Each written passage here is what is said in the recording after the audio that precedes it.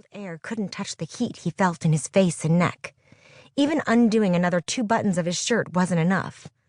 It's your fault, bud. You had your chance and you blew it. He perused the shelves for the strongest drink he had.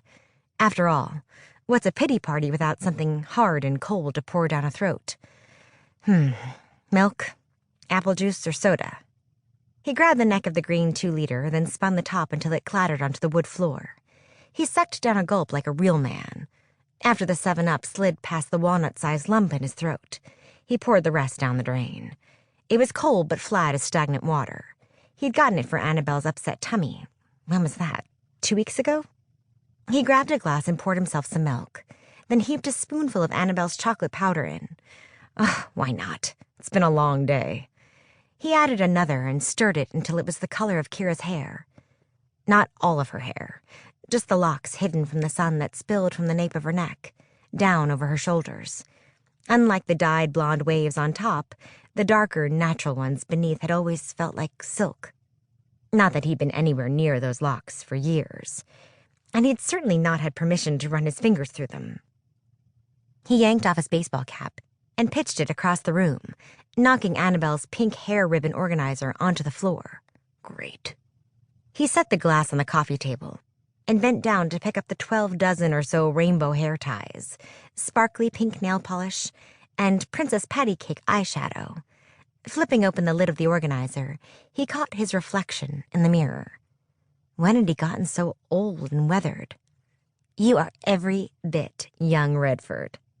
She'd said it a lot in their 5 years together, and she always kissed him afterward. He looked like old Redford now, though. Way older than his 27 years. Who did she tell John he looked like? One of those Ken dolls of his sister's that he used to torture? And not the cool Ken dolls, but the ones that looked like they would hang a new car-scented air freshener in their minivan, all while wearing a pastel tie and dockers that were 2 inches too short.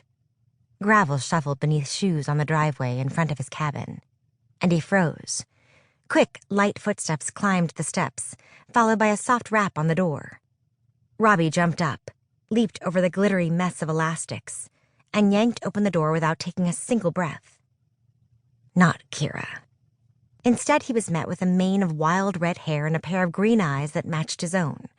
With all her weight on the heels of her boots, all it would take was a finger poke, and his sister Ryan would topple backward. Hey, Ryan. You okay? Well, I accidentally crashed my ex-girlfriend's proposal. How do you think I'm doing? What a fool he was. Giving in to his curiosity to join the gathering crowd in the park. So what if he recognized half the cars? He hadn't been invited. After the movie let out, he should have taken Anabelle straight home. Right as the river. Robbie quirked his smile, to which Ryan rolled her eyes in true big sister fashion. Who was he kidding? She knew him too well. Ryan stared hard at him now. She said no, Robbie. She turned John's proposal down. Something sparked within his chest. No? After dating the guy for, 2 years? She said no? Ryan had to be wrong. Theirs was a teasing relationship, even now as adults. But she wouldn't pull this trick. She said no, right there in front of everyone. A hint of hope flashed in her eyes. I mean, she did it with grace, lifted him off his knee and whispered in his ear for the longest, most uncomfortable minute in Montana history. Then he turned to us all and thanked us for coming. Well, that's good, I guess. John Garfield was a nice guy. Principal at the local high school where Keira taught geography. Robbie had never heard an ugly word about him. And from what he'd seen around town, he treated Keira like a precious jewel.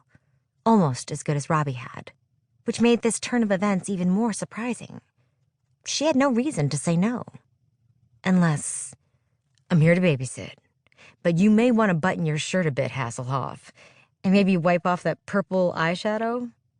Robbie jerked a hand to his eyelid. He thought he'd washed off all that gunk Anabelle put on him long before he'd left the house earlier. Kidding. But seriously, button the shirt. That's gross.